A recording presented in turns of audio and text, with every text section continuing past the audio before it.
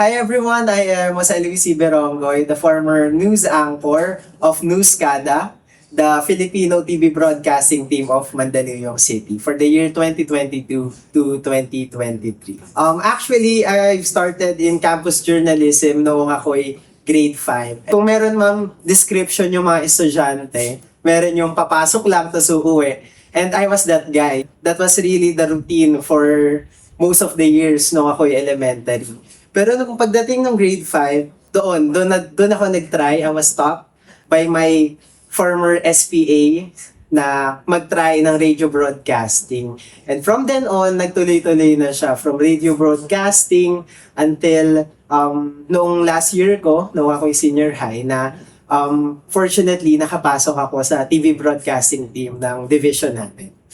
Hi, I'm John Martin GP Dario, mas kilala bilang John P. Dario or Kuya Peds. Ayun, nag-start ako as a campus journalist when I was grade 7. Kami yung first batch ng special program in journalism dito sa Mandaluyong. Nung tinawag ako ng SPA namin, a week before the contest, the division contest. Wala talaga akong alam kung ano yung sasalihan ko during that time. Hanggang sa na-introduce yung radio broadcasting and script writing sa akin, particular yung technical application. Yun, marami siyang adjustment no? Kasi aaralin ko yung software na ginagamit, yung virtual DJ. Pinaka-challenge doon is yung paano yung magiging mukha ng bagong form ng TV newscast. Kasi sa amin din nakasalalay yung graphics, yung magiging itsura, yung magiging mukha overall. Actually, it was a challenge but also it is a motivation for me. For all we know, kapag nasa campus journ ka, yung environment dito, yung mga kasama mong mga tao is magagaling. It was not a jealousy or greed na kailangan mas magaling ako sa inyo. Thankful din ako sa ganong environment kasi doon feel ko na mas nahasa at mas nag-grow ako. Kasi 'di ba parang kapag na-surround ka ng mga tao na mas magaling sa'yo at mas better sa'yo sa iba't ibang aspeto, mas gagaling ka din. It is also a motivation nga para sa akin na makipagsabayan sa kanila. Beyond the contest and beyond the campus journalism ay malaking part na yung natutunan ko. Kasi ito yung nag-open sa akin opportunity para malaman ko kung ano yung gusto kong passion sa buhay. Ay natutuloy ko pa rin yung pagiging yung maalam ko sa technicalities, sa pagiging as a technical specialist. Kunyari, naging part ako ng isang radio station dun sa ibang lugar. So, na-apply ko naman kung ano yung tutunan ko sa campus journalism. Okay, hello po. Ako po si Enzo. True lang ang ibabalita. A member of Tropang Genius. Well, nag-start po tayo grade 4. May nag-invite lang sa akin bigla like, Enzo, patry out ka doon magbasa ng balita. Pinagbasa ko ng dyaryo in English. Then, ayun na nga. Bigla ako nagulat, yun na pala ako. Then, from there on, nagsimula journey ko grade 5, grade 6. Then, grade 10, si Ma'am C naman yung lumapit sa akin sa room namin para mag-try ulit. So, after nun, nakakagulat ng grade 11, naging TV broadcasting member na bigla. Hello po, ako po si Arian Jane Licuanan, better known as Ria, the former news anchor of Newscada and Tropang Genius. So, I first started joining journalism when I was in 5th grade. So, at that time, I was a copy reader. Actually, yung SPA ko dati, in-encourage niya akong mag-broadcasting, radio. Kaso, ayun, I faced a lot of rejections. Sinasabi nila na my high-pitched voice was not suitable for broadcast. Kaya, nag-copy reading ako, but unfortunately, laging hindi mataas yung nakukuha kong rank, laging 5th place, ganun. And then, nung nag-high school ako, when I was in grade 9, I decided to join broadcasting, TV broadcasting. So doon, siguro na-discover nila yung skill ko sa paghasalita. Tapos, doon na nagtuloy-tuloy na naging part ako ng Newscada and Tropang Genius. Hello po, my name is Lyra Regine DC Rico. You can call me Lyra po. I am Newscada's reporter last NSPC 2023 and sa Tropang Genius or Campus Connect ng NCR, I am their floor director and reporter. Okay, so I'm Ricky Amray from Mataas na Paaralang Neptali Gonzales. Ayan, so a former reporter ng trending ngayon, Newscada. and Tropang Genius. Hello, ako po si Micaela Darby V.S. Cordial from Eulogio Rodriguez Integrated School, DevCom writer and reporter of Tropang Genius and Campus Connect.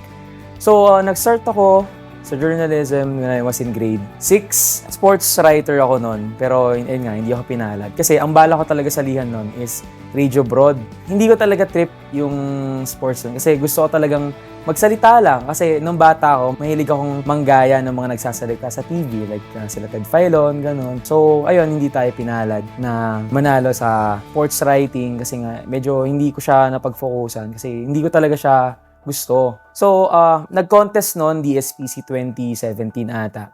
Tapos, yun, kahit hindi ko masyadong pinag-focusan yung sports writing that time. Nasaktan ako nung hindi ako nanalo. After nun, grade 7, nakapasok ako ng MPNAG under Special Program in Journalism English.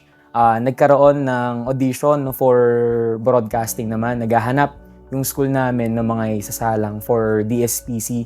So, ayun, nung pinagbasa kami ni ma'am ng balita, isa ako sa mga napili. Ina-expect ko lang talaga dati, radio broad. Kasi nga, di naman ako ganun kapog yan. Bata pa lang ako nun. Hindi ko ina-expect na mapupunta ako ng TV. So, ayun, nag-start yung journey natin as a TV broadcaster. So, dati sobrang pressured pa ako kasi yung mga kasama ko nun, mga bigatin eh. Sila Kuya Zol, sila Kuya Jello, sila Ate Carla, sila Ate Francine, sila Kuya Belga, sila Kuya Rufy. So, ako naman, as a batang ako, na-culture shock ako sa kung anong meron sa Jorn. Kasi, pares na yun eh. So ako, clueless ako kung anong meron that time. Sumusunod lang ako sa mga ate kuya ko. Minsan, napapagalitan pa tayo nila Kuya Zol. Kasi nga, I mean, wala talaga akong idea kung ano yung TV. Pero natutunan naman tayo sa kanila na nadala natin hanggang ngayon. So actually, nag-start po ako sa journalism when I was in grade 5. Ang una ko pong sinalihan talaga ay radio broadcasting. So, bata pa lang ako, nandun na ako sa mundo ng broadcasting. And then grade 6, yun po yung pinaka challenging year sa akin kasi nakaabot po kami ng NSPC. So, first NSPC experience ko siya. Sobrang nakakatuwa siya sa heart ko na nakaranas ako ng NSPC nung elementary ako. And then grade 7, nag-stop po ako. Sadly, hindi po ako nag-join sa any journalism activities noon kasi prioritize ko yung studies ko that time. Pero nung grade 10, nagkaroon ng contest within the city, batang reporter. And then that was my first exposure sa TV broadcasting na haharap ako sa camera, magbabalita. And then, nung grade 11, sumali ulit ako, radio broadcasting. Sadly, hindi kami nakaabot ng NS. But then, si Sir Anto, in-invite niya ako or like, ni-recruit niya ako to be a substitute sa TV broadcasting Filipino category ng Team Manda. At doon po ako nakaabot ng NSPC, TV Broad. And then this last year ko, I am also a TV broadcaster ng Team Manda. Nagsimula ang aking journey noong ako ay grade 4, nag-transfer sa Mandaluyong Elementary School. Pandemic days noon hanggang grade 6, nakasali ako sa TikTok Broadcasting Challenge. Doon ko naranasan, tsaka doon ko nakita kung paano yung ginagawa sa Radio Broad. Tsaka bata pa ako, di ko alam kung ano yung sinasalihan ko, di ko pa alam kung ano yung ginagawa ko noon. Nakakatuwa kasi nakasali pa ako sa Final 7 noon. Pero DSPC na pala noon, di ko alam ano nangyayari. So, yun. Then, napunta ako sa TV Broadcasting nung current year ngayon, which is grade 8. Nung nag-battery test, doon na nagpilian kung for radio broad or TV broad. Then, luckily, napili po ako ni Sir Anto for TV broadcasting. Okay. I'm Sean Yuri Di Del Oro. Galing ako sa Paaralang Andres Bonifacio Integrated School. And I'm the DevCom editor and also the graphic video editor ng Tropang Genius. Hi, I'm Justine Tolin. Justin type si Tolin. Tawag nila sa akin Justine or kaya Kuya Tolin. Yan. Napunta ako sa larangan ng TV broadcasting dahil sa school paper advisor ko sa ABIS na kailangan daw ng video editor. Hindi ko naman alam na for TV broadcasting pala yun. And ayun. Magsimula ako nung grade 5 or 6, I think. Nagsusulat pa ako noon, Science and Technology Writing in English. Hindi ko talaga nagagawa yon. So, at that time, mga grade 5 and 6, doon ako nagsimulang mag-explore ng video editing pero sa cellphone. Nung grade 10, na-invite nila ako sa Mansay na, uy, kailangan nila ng video editor para sa team. So sabi ko, sige, try ko. Hindi sumali ako. Sabi ko, ito-train naman yan, di ba? Sabi, ito-train naman. So, naghintay ako. Tapos parang na-feel ko na parang wala naman nagtitrain. Kaya sabi ko, sige, mag-backout na lang ako. Kasi parang wala rin balang magtitrain. Anong saysay ko dito? Tapos, pag-isipan ko, sige, balik ako. Kaso, nung na-excuse ako that time sa klase, nandun lang nakaupo sa library, tapos parang wala akong ginagawa. Na-feel ko napaka-unproductive ng time ko. Baka next year kaya ko kasi marami din akong duties sa SSG. So, para hindi rin mag-pile up yung duties ko, yung may iba ko pang gawain.